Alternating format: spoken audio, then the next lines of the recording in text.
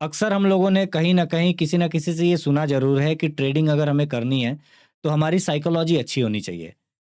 अब प्रॉब्लम ये है कि जिन लोगों ने भी हमें ये बताया कि हमारी साइकोलॉजी अच्छी होनी चाहिए, शेयर मार्केट में पेशेंस बना के बैठना चाहिए, आपके इमोशंस कंट्रोल आपको करने आना चाहिए।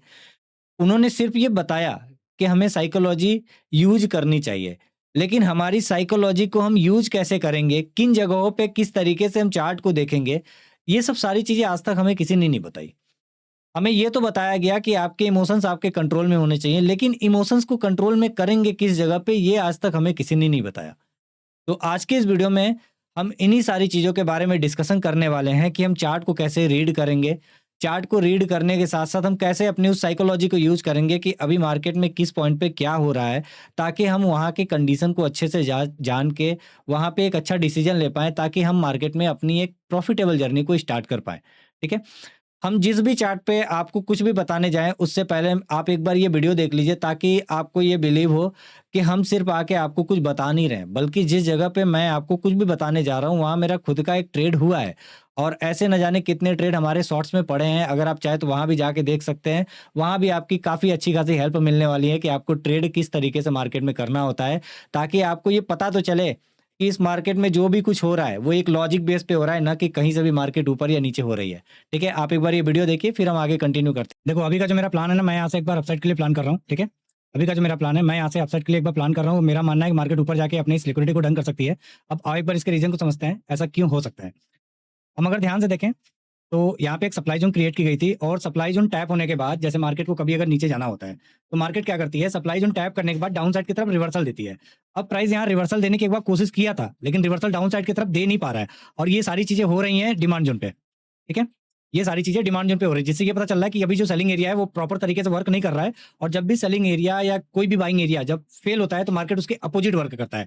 अब जैसे अगर अभी सेलिंग एरिया फेल हुआ है तो मार्केट इसके अपोजिट वर्क करेगा और अपोजिट की तरफ अगर हम टारगेट की बात करें तो मार्केट में अभी ऊपर की तरफ हमारे पास टारगेट 24,170 के पास जा रहा है। अब ये टारगेट ही हमारे पास क्यों निकल के आ रहा है? क्योंकि जब मार्केट नीचे की तरफ आ रही थी, यहाँ से जब प्राइस नीचे की तरफ आया था तो यही एक पॉइंट था जिसने अपने लो को ब्रेक किया हुआ था। बाकी किसी ने भी अपने लो के नीचे अभी ब्रेकआउट नहीं दिया है। सिर्फ यही एक हाई पॉइंट था जिसने अपने लो के नीचे ब्रेकआउट दिया है। इसलिए मेरा अभी जो टारगेट बन रहा है वो यहाँ से यहाँ तक के लिए अपसाइड के लिए एक बन रहा है।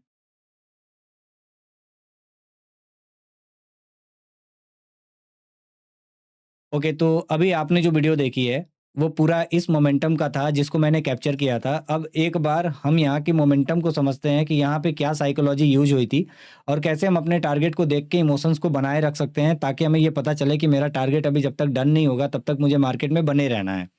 तो सबसे पहले हम 4 आवर के टाइम फ्रेम पे आते हैं, ताकि हमें ये पता चल सके कि ये जो प्राइस ऊपर की तरफ गई है, ये जो मार्केट ऊपर की तरफ गई है, इसके पीछे आखिर रीज़न क्या था जिसकी वजह से ये ऊपर की तरफ गई है।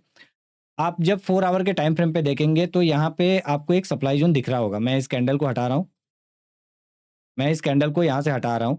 अब सप्लाई ज़ोन का काम होता है मार्केट को नीचे गिराना। जैसे मेरा मानना है कि मार्केट अगर अपने इस सप्लाई ज़ोन को टैप करेगी तो यहाँ से एक डाउन साइड का मूवमेंट आएगा, ठीक है?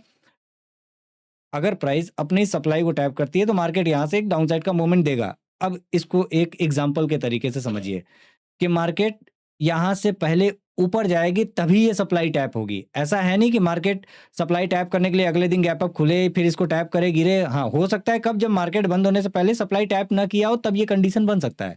लेकिन अगर मार्केट चल रही है तो हमारे पास ये चांस बनता है कि मार्केट ऊपर सप्लाई को टैप करने जा सकती है। इसके पीछे साइकोलॉजी क्या होगी? जब हम किसी बॉल को फेंकते हैं, जैसे हम किसी बॉल को अगर आगे की तरफ फेंकेंगे तो पहले हम क्या करेंगे, बॉल को पीछे लेंगे, उसके बाद हम आगे फेंकते हैं। यानी कि बॉल को फेंकने के लिए हमारे हाथ से बॉल पे बल लगाया जा रहा है, ठीक है? माफ़ करिएगा अगर ज़ुबान आगे पीछे हो जाए तो। बॉल को जब हम फेंकने जा रहे हैं तो उस बॉल को फेंकने के पीछे एक बल लगाया जा रहा है। उसी तरह जब भी प्राइस अपने किसी ज़ोन से, जैसे अगर हमारा ये ज़ोन है, अगर इसको यहाँ गिरना है तो इसको बल लगाने के लिए पहले पीछे खींचा जाएगा, ताकि यहाँ पे मार्केट अपने पीओआई को टैप करे, उसके बाद फिर मार्केट डाउन साइड का मूवमेंट कर पाए। तो पहली चीज़, जब ये कैंडल क्लोज़ हुई थी सप्लाई बना के, तो एक साइकोलॉजी ये बनी थी कि मार्केट सप्लाई बना के बंद हुई है। हो सकता है सप्लाई को टैप करने जा सकती है। अब अगर मार्केट सप्लाई को टैप करने जाएगी तो यहाँ से जो सेकंड सेशन में मार्केट पुल बैक लेगा वो ऊपर की तरफ लेगा, यानी हमारा जो सेकंड सेशन है 1:15 बजे के बाद जो कैंडल बनेगी, उसमें ज़्यादा प्रोबेबिलिटी ये है कि अपसाइड का एक ट्रेड बन सकता है, ठीक है? अब अगर ऊपर का ट्रेड बनेगा तो हमें ये देखना होगा कि हमारे लिए एक ऐसा पॉइंट होना चाहिए जहाँ से हम अपसाइड का ट्रेड कर पाएँ। अब ध्यान से देखिएगा, हम अगर ऊपर की तरफ जाएँगे, तो हमारे पास ऊपर की तरफ अगर कोई फ्रेश पीओआई है, तो ये पॉइंट निकल के आता है जहाँ से हम अगर यहाँ से ऊपर की तरफ जाना स्टार्ट भी करेंगे तो ये हमें क्या करेगा, ऊपर जाने देगा नहीं, ये नीचे गिराएगा और हमारा टारगेट अभी किधर है? ऊपर की तरफ। यानी हमें ऐसा लगता है कि मार्केट अगर यहाँ से रिवर्स होगी तो ऊपर की तरफ जा सकती है। अब जब यहाँ पे सप्लाई ज़ोन इसको रोकेगी, तो इसके बाद हमें ये देखना होता है कि क्या ये ऊपर की तैयारी कर रही है, यानी सप्लाई टैप होने के बाद क्या मार्केट ऊपर की तैयारी कर रही है? उसके बाद होता क्या है, मार्केट यहाँ से एक रिवर्सल लेता है, ठीक है? एक रिवर्सल लेता है, लेकिन इस रिवर्सल के पीछे मुझे कोई भी ऐसा लॉजिक नहीं लगा था जिसके बेस पे हम अपसाइड की तरफ प्लान करें। अगेन मार्केट क्या करता है, नीचे की तरफ आता है और इस लो की लिक्विडिटी को ग्रैब करता है, ठीक? अब इस लो की लिक्विडिटी को ग्रैब करने के बाद जो यहाँ की हमारी सप्लाई थी वो तो टैप हो गई, जिसकी वजह से मार्केट को नीचे गिरना था वो तो टैप हो गई। अब हमारे पास अगर फ्रेश सप्लाई की बात करें, तो हमारे पास एक फिर से फ्रेश सप्लाई निकल के आती है, वो ये ज़ोन आती है और अब इस ज़ोन की हमें कोई भी ज़रूरत नहीं थी वहाँ पे। फिर से मार्केट क्या करती है, ऊपर की तरफ थोड़ा-सा रिवर्स करती है।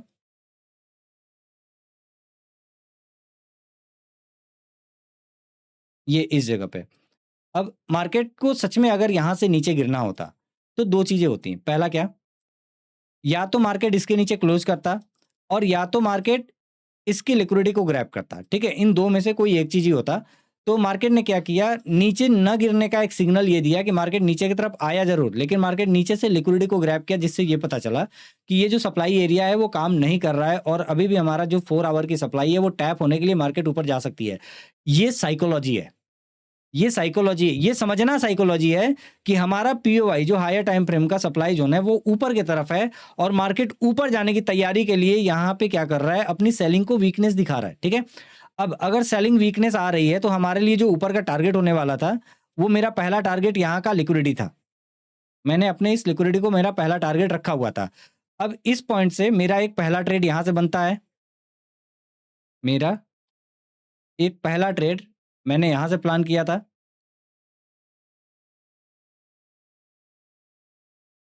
इस जगह से लेके इस जगह तक और ये उसका रिज़ल्ट था, ठीक है? ये उसका रिज़ल्ट था। उसके बाद मार्केट क्या करती है, फिर से प्राइस नीचे की तरफ आती है। ये एक पहला ट्रेड था, ठीक है? इसकी रिकॉर्डिंग मैंने आपको दिखाई।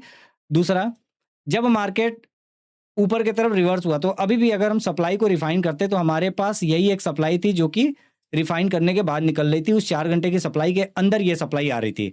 अब मैंने क्या बोला था, इससे पहले भी बोला हुआ है कि देखिए जब भी आप किसी सप्लाई या डिमांड को पकड़ते हैं, तो ये देखिए कि वो पुल बैक किस तरीके से लिया है।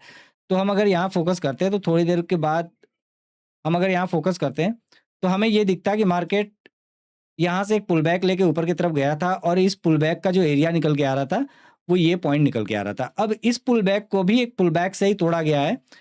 यहाँ पे एक छोटा-सा पुल बैक लेके तोड़ा गया था, तो मार्केट के पास यहाँ जाने का एक लॉजिक था।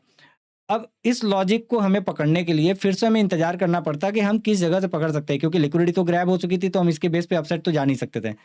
लिक्विडिटी ग्रैब होने के बाद हम यहाँ से अपसाइड प्लान कर नहीं सकते थे। अब मार्केट क्या करता है, यहाँ से फिर से एक बार नीचे की तरफ आता है और फिर जब मार्केट ऊपर की तरफ जाने की कोशिश करता है, तो हमारे लिए इस पुल बैक के बाद ये जो पुल बैक जब आया था नीचे, तो इसके बाद हमारे लिए टारगेट यही बनता है। अब इस टारगेट पे हमें जाने के लिए फिर से हमारे पास एक रुकावट निकल के आती है और वो आता है ये सप्लाई ज़ोन, ठीक है? यहाँ के सप्लाई ज़ोन को जब मार्केट यहाँ टैप करता है और टैप करने के बाद एक रिजेक्शन लेता है नीचे की तरफ, ये। ये नीचे की तरफ रिजेक्शन लिया था और मैंने यहाँ पे एक प्लान किया था कि अगर ये लेवल टूटता है तो हम अगेन अपसाइड प्लान कर सकते हैं और इसका मैं फोटो मेंशन कर दे रहा हूँ, आप देख लीजिए। मैंने अपने टीम को ये भेजा हुआ भी था कि अगर ये लेवल टूटेगा तो हम फिर से अपसाइड के लिए प्लान कर सकते हैं और फिर उसके बाद ये लेवल टूटने के बाद यही फिर से रिट्रेस होता है और रिट्रेस करने के बाद एक ट्रेड यहाँ से भी अपसाइड के लिए हमारा बनता है, इस जगह से लेके इस जगह तक का। तो लगभग आज 2 trade back to back upside के लिए बना, बाकी जो इधर डाउन साइड की ट्रेड है, इधर के लिए मेरे पास कुछ ऐसा प्रूफ नहीं है जो मैं आपको दिखा पाऊँ कि मैंने ये ट्रेड भी किया हुआ है, ठीक है? हालाँकि ये भी ट्रेड हुआ है, इसका कोई प्रूफ है नहीं मेरे पास, इसलिए मैं इस पे डिस्कशन नहीं करूँगा। अब जब हम एक लॉजिक समझते हैं किसी चीज़ का ना, तो फिर पता चलता है कि हम जिस काम को करने जा रहे हैं, वो क्यों करने जा रहे हैं। जैसे अगर आप ऊपर ही करने जा रहे हैं, किसी चीज़ को प्ले करने जा रहे हैं ऊपर की तरफ, किसी चीज़ को क्या ज़ाहिर-सी बात है स्टॉक मार्केट को, अगर आपका डायरेक्शन आपको लगता है कि मार्केट ऊपर जा सकती है, तो ऊपर जाने के बाद आप पहले तो एक पॉइंट निकालिए कि मार्केट कहाँ तक ऊपर जा सकती है। जब वो पॉइंट निकल जाए तो एक बार अपने आप से पूछिए कि इस जगह में ऐसा खास क्या है जिसकी वजह से मार्केट यहाँ जाएगी। मार्केट हर हर एक चीज़ बताएगा आपको, ऐसा कुछ भी नहीं है कि रैंडम तरीके से होगा। हर एक चीज़ के पीछे शेयर मार्केट में लॉजिक है, हर एक चीज़ के पीछे। अब जो मैंने चार्ट रीड किया, साइकोलॉजी उसी को बोलते हैं। जो मैंने टारगेट तक वेट किया, इमोशंस उसी को बोलते हैं कि हाथ में 4000 5000 का प्रॉफिट आ रहा है, उसके बाद भी आप रुके कि नहीं, जब तक ये इसको डन नहीं करेगी मैं नहीं निकलूंगा, क्योंकि मैं अगर 5000 पे एग्जिट करता भी हूं तो भी मुझे प्रॉफिट 8000 का मिलने वाला है। अपने टारगेट तक रुकने के लिए ही इमोशंस को यूज किया जाता है। और पेशेंस का मतलब है सिंपल, कि आप 6 घंटा बैठें, आप 6 घंटा बैठें और सिर्फ अपने सेटअप पे ही ट्रेड करें, उसको बोलते हैं पेशेंस। ट्रेडर वो नहीं होता है जो डेली ट्रेड करे। ट्रेडर वो है जो 6 घंटा बैठने के बाद भी, अपने सेटअप का इंतजार करने के बाद भी, अपना सेटअप ना बनते हुए ट्रेड ना करे, उसको ट्रेडर बोलते हैं। यानी कि मैं अगर ट्रेडर हूं तो मुझे मेरा सेटअप पता होना चाहिए और उस सेटअप पे ही मुझे ट्रेड करना है। सेटअप नहीं बना तो मैं ट्रेड नहीं करूंगा। 6 घंटा बैठने के बाद भी मैं अगर सेटअप से उठ के जा रहा हूं बिना ट्रेड किए, तो मैं ट्रेडर कहलाऊंगा। क्यों? क्योंकि मेरा अपना एक सीक्वेंस है, मेरा अपना एक प्रोसेस बना हुआ है कि मुझे काम किस पे करना है। ठीक है, चलिए, उम्मीद करता हूं कि ये सब सारी चीजें आपको समझ में आई होंगी, कुछ सीखने को मिला होगा। तब तक के लिए आगे आप सीखते रहिए, आगे बढ़ते रहिए। नमस्कार, जय हिंद, मिलते हैं अगले वीडियो में।